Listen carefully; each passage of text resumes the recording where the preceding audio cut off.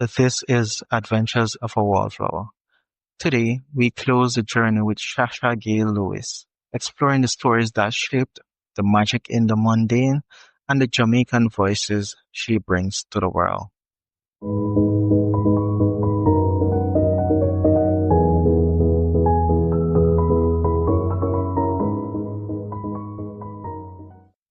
You're listening to Adventures of a Wallflower, where silence gets loud.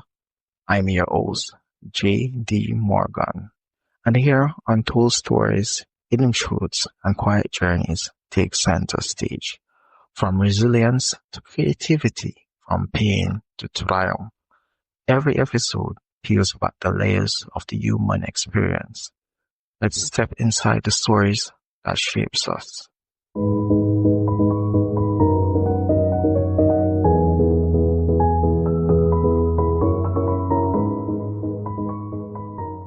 We fear the unknown. With my story, first of all, I used to have a severe fear of missing out. I just be saying yes to everything, And since my diagnosis, or even, since my diagnosis, or a little bit before that, that has disappeared. And now I'm learning to not to move or do things out of fear. And I've always been understanding of others and that they are individuals and they are multidimensional. So if anybody would have asked if I ever had enemies, I would say no, because I try to understand where everybody is coming from. As I said, context matters. So I try to understand why do you do that. That's not saying that there's an excuse that say are justifying that whatever the person did was wrong. Justifying learning is just to understand it, right? And try not to also, when you make a fist, you have to prepare to fight. Right? Yes, because the other person will make a fist as well. Yeah. So when I actually met you earlier in the year, I think this might have been the tail end of you finishing up School Challenge this series. Yeah. Yes. That's so education, national pride, pressure, possibility. I remember watching that when I was growing up in high school and all that. That was very plenty pressure and exciting. What drew you to the Jamaican children competing for their futures? What do these young minds reveal about your own hopes and strives? I mean, before answering that, you said, I just wanted to respond to what you said about fear of missing out. And, I think that is everybody experienced that. Brené Brown, who is an author, she wrote a book called Daring Greatly that I read years ago, and it was just how the courage to be vulnerable transformed the way we live, love, parent, and lead. And it was in that book I discovered she differentiated between, this idea of belonging versus fitting in, right? And how your ability to, and it just blew my mind in the sense of if you're trying to fit into something, you are trying to shape shift yourself into someone that you're not, so that you would be accepted. But if you're trying to belong, it is a space that accepts you for who you are, and that the idea that the truth is a lot of us, it's not to fit in that we desire the most, it's belonging, but we don't know the difference, And so I wanted to say that, to you that, a lot of times we think oh, if I can just be this way, or if I can just like these same things, then, I'm going to get accepted. But fitting in does not lead to acceptance. Belonging does, and so it's the reason why you'll do the things and you get into the group, but there's still an emptiness there for you. Right? Because you had to potentially betray yourself to be there, right? You have to be hiding layers of yourself to stay there, right? Because it is a space that is not aligned in that way. So I just wanted to say that as it relates to Schools Challenge quiz and like why I wanted to tell the story, what do the minds of these kids like reveal about my own hopes and scars? The kids in quiz remind me of me. I was that kid that, loved books, was intellectually curious, knowledge. I just wanted, I wanted to learn. And I was also competitive too. And so like, growing up as like the bookish kid, or what we call nerds in Jamaica, like quiz was a staple for me. Like I watched it every day, every day, and to be able to like see these kids unapologetically like being who they are, confidently like, espousing this knowledge and competing. I was just like mind blown. I was like, what is this? Like, this is fun, and it is fun because it's a sport as well, right? It has all the elements, right? Competing school, the underdogs trying to like, win over the popular schools, like, kids from different backgrounds with different stories. You're representing your school, you're representing your family, but you're like on the biggest stage, like showing who you are, like the kind of like bragging rights that you get from winning, because now everybody knows you and like they're bigging you up in Jamaica. Like, I feel like much more than crime, at least the time I grew up in Jamaica, much more than crime, what they will definitely like, cheer you on for was education. Like if you were the educated kid or the kid that was like getting the grades, you were like a hero in Jamaica. Like people would always from your community like come up and talk to you and just like support you and encourage you. You'd see your parents like, be like, oh, he or she just like, got this award and da. And then it would be a thing, And so like for all of those reasons, like why I wanted to tell the story. And I went to San Diego High School where quiz and quiz culture was such a big thing. Like we would, when it's quiz time, we would definitely support the quiz team. Some of us would go to the studios, or some of us will like watch the games. We would watch them practicing. It was such like a cultural thing at San Diego that I was just like, yeah, I want to bring this to the international stage, because there is this power, there is this joy, there is this hope when you watch these kids competing, that you feel it, right? It is almost like they're showing you, like, for people who did not like take the educational part, is like you can daydream. You are like, these kids for that 30 minutes is almost like I living the dream. Like I'm seeing what is possible. I'm seeing children who are just fighting to rewrite their futures, fighting to show up and represent their schools and their communities in the best way. It is just a good show, like good family friendly, sports oriented, just gives you good energy, pushes you kind of story and project that I feel like we need that in the world. Like we need to be reminded of that. Like, and just these kids are just smashing all types of stereotypes. They're refusing to be limited. Like, oh, not because I come from, Portland or Titchfield or a poor community, you don't get to decide like how intelligent I am or if I'm bright. Like, how dare you? Like, I'm gonna push back at that and I'm gonna show you, like, you ain't no better than me. You can talk all the smack and, say all the thing, but like meet me on the quiz stage and we can have a different conversation. Like all of those things resonate so much with me because, I am these kids. I know what they are fighting for.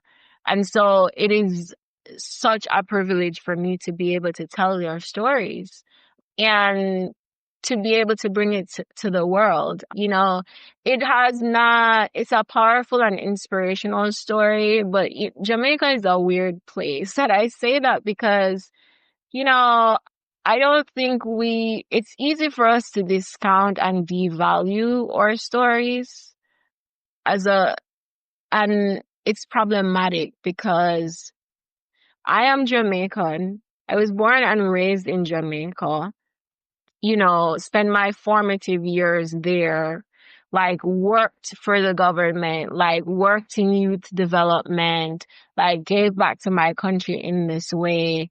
I am a daughter of the soil. And like, it has not been easy to even try to tell this authentically Jamaican story. From a place of like, these kids are me.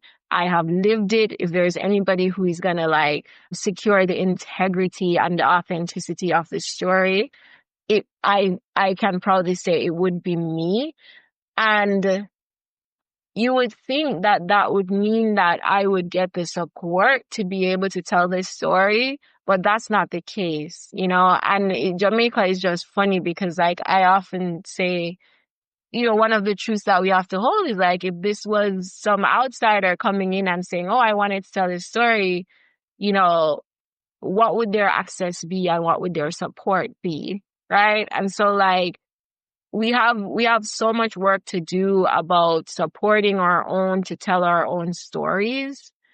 And we have a far way to go in doing that. And also valuing our stories because to your point, you said you used to watch it. And a lot of Jamaicans is like, it's like, oh, it's just School's Challenge Twill. It's no big deal. Like, why would anybody want to watch this? And it's easy for you to discount what you have when it is a regular thing in your life and you have it daily. But like, there are countries and kids who don't see this representation on TV ever.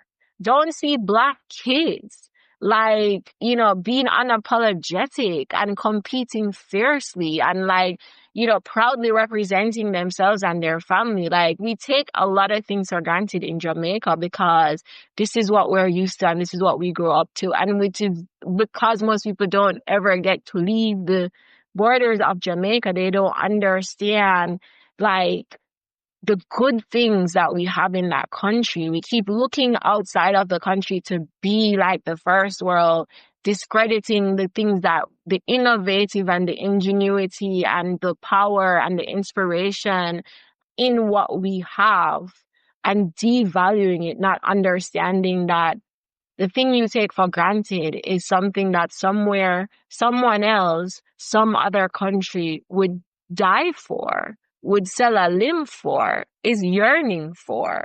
And so it's to be expansive in our thinking about looking at the global world and not just limiting yourself to this like small box.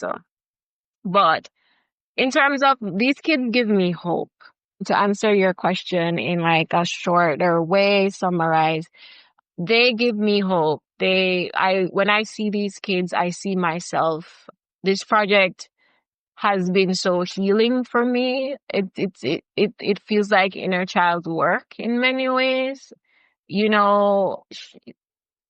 because I realized that because these kids are me, even when I was filming the projects, I just understood.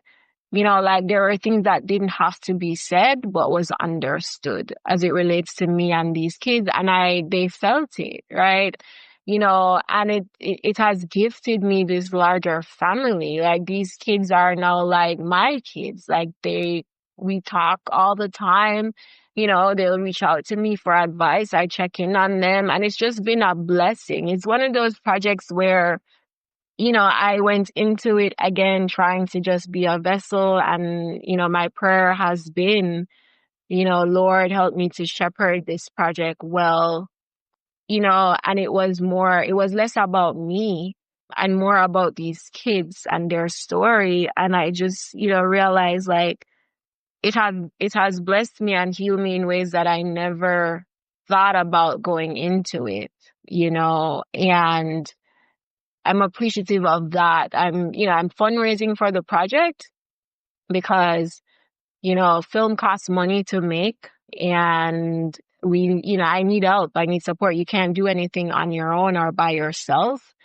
And so that my fundraiser, if you want to donate to the project, it is my website, www.sashaglews/quiz, QUIZ, and you will see all the information about the series and how to donate. If you can, please donate. If you can't, please share it with your network and your friends. Like, every mickle make a muckle, as we say in Jamaica. No amount is too small or too big to get the project made, and I'm just trusting the timing, right? And I'm trusting that, what God wants me to do with this project, He will allow me to see it through, and He will help me to get the support I need.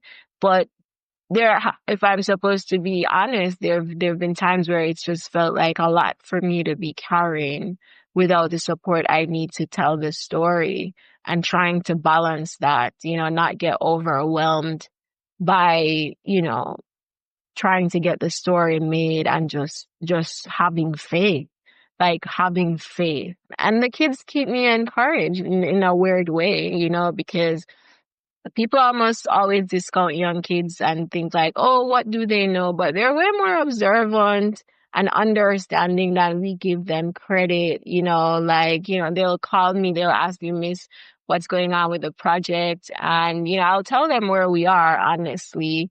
And they'll just be like, Miss, it's okay. Like, you're gonna make this. Like, I can see this. You're gonna get the support. Those little things that keep me encouraged.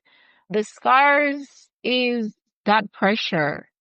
I know that pressure that comes from representing your school, that pressure that comes from representing your community, that pressure of like you are your family's way out, like that pressure of like, I can't fail because like I need to get to university to break this cycle. I need to get us out of this like, poverty cycle, and to change our futures. I know that I was that kid. Like, as an eldest daughter, I was that kid. So I understand that. And I think like, I have scars from that in the sense that like, it was like, it felt like this rat race of like, I couldn't fail, right? During that time, the pressure of like, knowing like I couldn't fail because so many people were depending on me to succeed. And knowing that if I didn't do it, like, what would this mean for my family? But what would this mean for myself as a kid who, grew up in a, rural community, not from a rich family, and having these big dreams that I have for myself. And I'm just like, but my parents ain't gonna be able to support these dreams. So how am I gonna do that? So like, I have to figure out life on my own. Like it's the adultification of these kids, which I understand it's not coming from a bad place, but it is also, it's still being placed on these kids, and there will be scars to come from it, because when you're in it, you won't be able to see them, but it will be after of just like being able to really view the pressure that you have to be carrying as a quiz kid. And sometimes you feel it, but again, who do you talk to? Who do you really talk to? Like, does your coach want to know that, like, man, this is too much? I can't. I'm feeling like tapping out. I mean, some coaches might, but like, chances are they don't, right? If you are the captain of your team, how do you say to your team, like, I don't want to do this anymore? right? Because now you have to encourage your team. You have to lead, right? Like it's the pressure that comes with, being the leader. And so oftentimes you're navigating all of these emotions where as a quiz kid, who do you go talk to about it? Right? Like, how do you get to let it out? A lot of these kids, they bravely mask it. They bravely mask the anxiety that they have, right? They bravely mask the depression that they have because quiz requires all or nothing from you, right? You don't get to have a life. Your life is quiz, right? As a teenager, still developing, still growing, like that is hard. You're still learning who you are, but you have to be leading. And you're like, wow, I'm still figuring who I am. And if I really do even like this. So those are some of the scars. And again, that whole through line of like, things are never black and white because there are the scars, but there's also the hope. There's also the family that you get from quiz. There's also like this unique experience that you're having that very few people will ever have, right? There is also, at the end of the day, you're going to win a scholarship to university and you're going to win over $4.7 million, which will change your life. You are fighting for a chance, right? And your kids who you're going to take every chance you get because you are exceptional in that way, right? You want the best for yourself. Yeah, you are exceptional in that way. Like you have a high standard for yourself. And so like, it's all of those things. And to your point, it's the multi-dimensional nuance layers in the story, which is why I'm like, this is a good story to be told. And so like my dream is to be able to get the series made and like distributed internationally on Disney or HBO or Netflix, and to really be able to like when I'm able to sit and dream, like it's like seeing this series lighting a fire across the world and kids coming together and talking about it and wanting to form quiz clubs and just like it creating this community where, I say like this project it's unapologetic and for all the nerds and the intellectually curious amongst us, and like celebrating that in the way that we celebrate sports, or celebrate physical strength. Like, yeah, that's my heart's desire for this project, and to just allow these kids to kind of have this time capsule of just like what you are doing and what you have done should be celebrated, and I'd like a thank you. Thank you for saying yes and agreeing to carry both the pressure and the possibilities of what it means to be a quiz player. And I see you. Like, that's what this project is about. To my listeners, I share this with your friends, family, and support her in this journey to bring these stories to life and to a wider audience. This actually brings us to a lot of parts of our interview, and you said stories sealed you. Now you see others by telling theirs. That sounds like more than a career. It sounds like a calling. Your heroes include Toni Morrison, Maya Angelou, and you name God, literature, and the ancestral as your guides. I hope I didn't miss out anyone. What have these guides taught you about your purpose and your voice as a filmmaker, an immigrant, a storyteller? That as human beings, we are multidimensional, we are layered, we're nuanced, but ultimately what we want, what we desire the most is to be loved, is to be seen, is to be accepted, is to be understood. And we might have different ways of going about that, but like that is the driving force. Toni Morrison's work, Maya Angelou work, it's really about the human experience. and just the pressures, the possibilities, but also the preciousness of what it means to be a human being. Like, that is what it is for me. Like, that's what these guides teach me about my purpose of never forget that. Never forget that, like, the possibilities, but also have, reverence and understanding for the pressures and recognize that we are precious creatures. Like, we don't all have it together, and the human experience is an experience of being. It's in the name. It is being, which means that you are living it, you're learning it, you're trying to explore it in the real time. Like, there isn't like a book you go and you read and it tells you, oh, this is what it means to be a human being and this is what you need to do. Like, you are co-creating your life every single day with your creator, which means that it is, as much as there are things that you'll be able to control, there's so much more that you aren't able to do and you don't know until you know. And to be able to make room for those things is really and truly, like, that's the lesson I'm learning, and that the more I learn about myself is the more I learn about others. Like, it doesn't, learning about yourself works in this ironic way, in the sense that it doesn't make you selfish. If anything, it opens you up more to human being because it creates less judgment and just fosters more understanding. These guides teach me about the power of community and the importance of support. We were never meant to go through this life alone, even though we live in a society that tells us that, like, oh, it's me, myself, and I, or that, like, you don't need nobody, I'm good all by myself. It is a lie.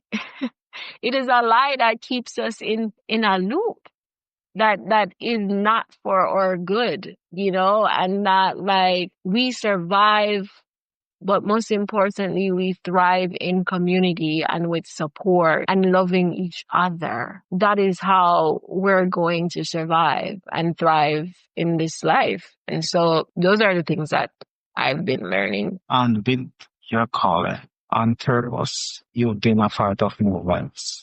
Firelight Documentary Lab, Sundance Uprise, Brown Girls Talk Mafia, DP Alliance, WGAEs. What does listing as you plan look like for you? Is that your definition of legacy? So Firelight Documentary Lab, Sundance Uprise, those are fellowships. I mean, they end up being community, but I want to say that Brown Girls Mafia, the Documentary Producers Alliance, WGAEs, like, those are film and creative communities and spaces. Personally, I feel like if you're not lifting as you climb, then what are you doing? Like, why are we doing this? It is respect for my ancestors. There were people that were here before me that through their experiences fought for and made it less challenging for me, right? And it is passing the baton, like that idea of creating footsteps in the sand, and I think that is important. Like, that is a foundation in the work that I do. It is very steep in the understanding that we're all interconnected and, I'm responsible for my brothers and my sisters as well. And so if I go through something, you don't have to go through it. You don't have to make the same mistakes I made. Like, when I decided to do film as a woman in Jamaica, I never there wasn't someone I saw where I could be like, oh, this person is the blueprint or, an example of, like, what is possible. I mean, there were male filmmakers that was there, but the male experience and the female experience they're not the same.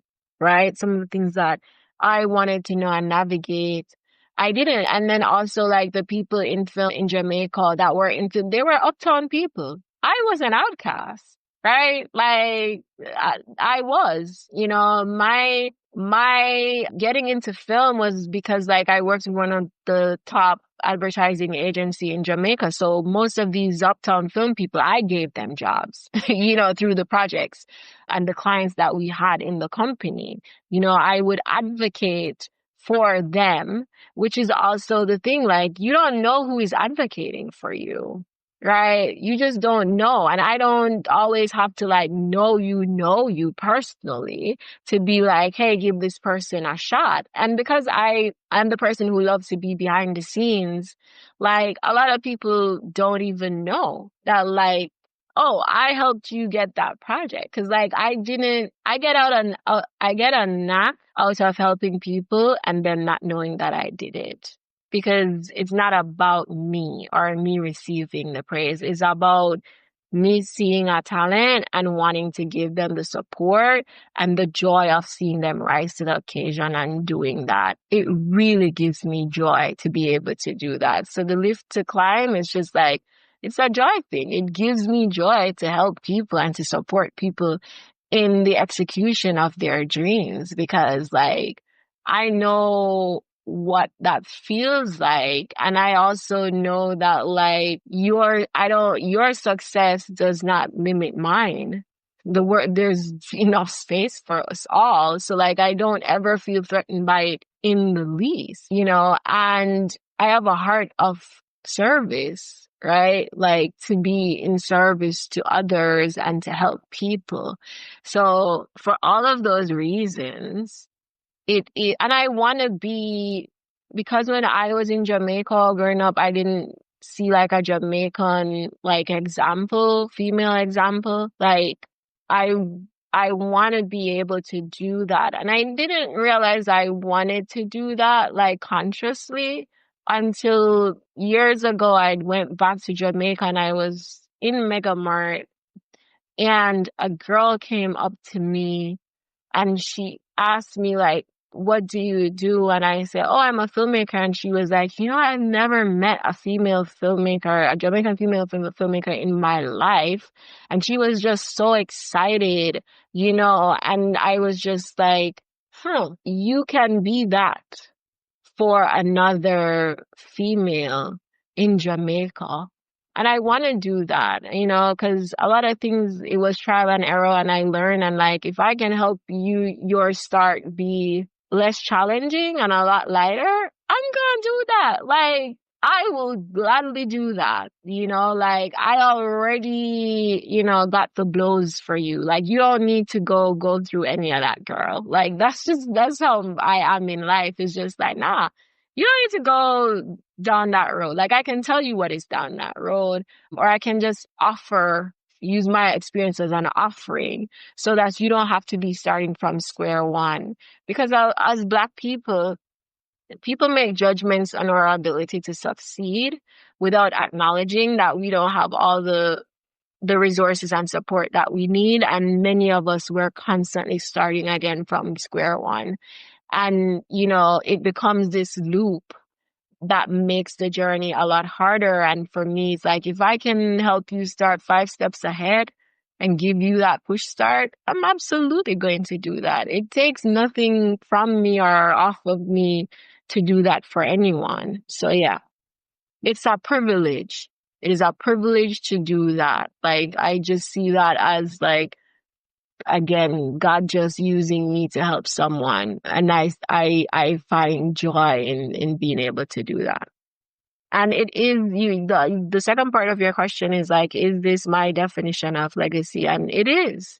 It is. Like, you know, I think it is the saying about like, you know, people won't remember what you say, or, you know, they'll remember how you made them feel. Like, you know, when I'm gone, I don't know what is happening. Like, you know, but it is about that idea of legacy building is about lifting others up. It's about planting seeds that you might not be able to see them blossom, but you know they will, and that it will continue the work, and just knowing that the change that you make in people's life, it ripples out and help others. And so, yeah, for me, like, that's how you incrementally build legacy, by how you are able to like help people. And with that being said, you don't just find others. You seem to build bridges between Jamaica and the US. Let's end with some quick reflections. Short answers, big truths. Think of them like flashes from a reel. If your story were a film drama, what would it be? If it was a film drama? Drama. Run. It's so funny because I think it would be a mashup of things. It wouldn't be one. Like, I think it would be Afrofuturism mixed with, drama and fantasy and comedy. Like, I think with a little bit of action in there. Like, I really think it would be all of those things because, I talk about, my experience in being both the mundane and the miraculous, right? So it is a mix in the spectrum, if I'm supposed to be honest. Like, it surprises me like all the time too. So very multidimensional. And now, what would you whisper to that quiet bush-phone child you once were? Oh, that is such a good question. I would whisper to her, you are enough and you're gonna be okay. Like, that's what I would tell her. Like, you are enough. Yeah, that's what I would tell her. So before we close out, just remind our audience where they could find you or your works at. I do have a social media page. You can find me on Instagram at Sasha Gay Lens. So that's SASHAGAYLENS. I'm on Facebook as Sasha Gay Lewis, my name. And my website is www.sashaglewis.com. And on my website, you can always reach out to me through my website. Social media sometimes is a little bit more challenging for me, but those are the places you can find me on. So, Shafa, thank you for letting us walk through the bush, into the fire, and back out into the light with you. Thank you so much for having me. Like, this is a good experience in terms of like, talking about my journey. Because sometimes even in the talking about it, it reveals like different things to me. And I really appreciate the opportunity to be on your show today. I wish you nothing but success with your podcast. I believe you also have a podcast as well. Oh, yeah. I do. Okay. So like, I have been working in production for over 15 years. I am an Emmy-nominated producer, writer, an award-winning director, as well as an award-winning radio producer, a former journalist as well. And so outside of the films, I've made projects for PBS, MTV, HBO, BET, ESPN. And I have a 5-star rated podcast called This Immigrant Life with Sasha Gay Lewis and Denise Kumalo on Apple and Spotify podcasts. As well as I own a production company, a female-led production company called Phoenix Productions, where I provide full cycle production management and creative producing services to creatives and companies. This concludes our 3-part conversation with Sasha Gay Lewis. Stories that move, inspire, and endure. Thank you for listening.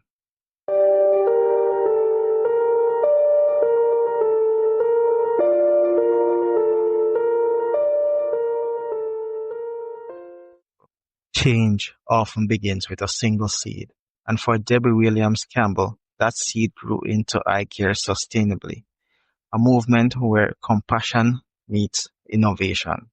Through education, technology, and community, I Care Sustainably uplifts marginalized voices and nurtures a healthier, more conscious world.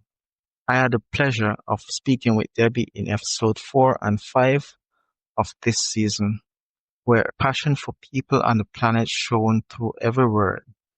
Learn more at icaresustainably.com or follow at icaresustainably on social media, that is Facebook and Instagram. You're listening to Adventures of a Wallflower, where silence gets loud.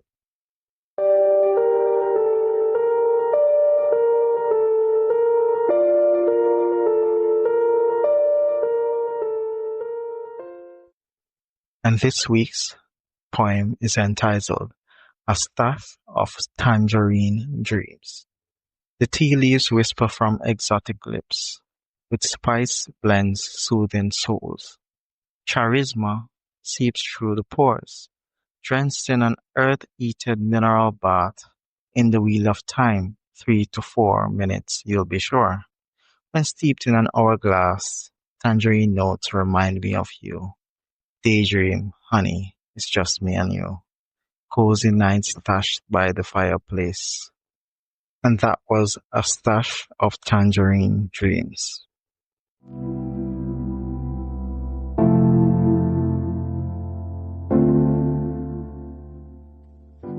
And for my other socials, you can check out my website at www.jd-morgan.com and Instagram page with handle j.d.morgan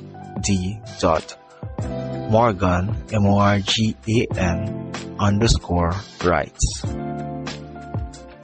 As well as on Facebook, you could search for the profile j.d.morgan. And I am also on TikTok as j.d.morgan_rights. And if you've read my book, kindly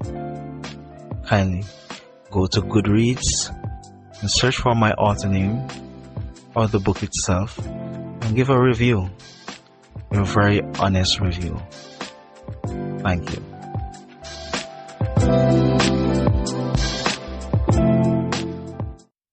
You've been listening to Adventures of a Wallflower with J.D. Morgan, where silence gets loud. Be sure to subscribe and follow on your favorite platform so you never miss a story that speaks, challenges, and inspires.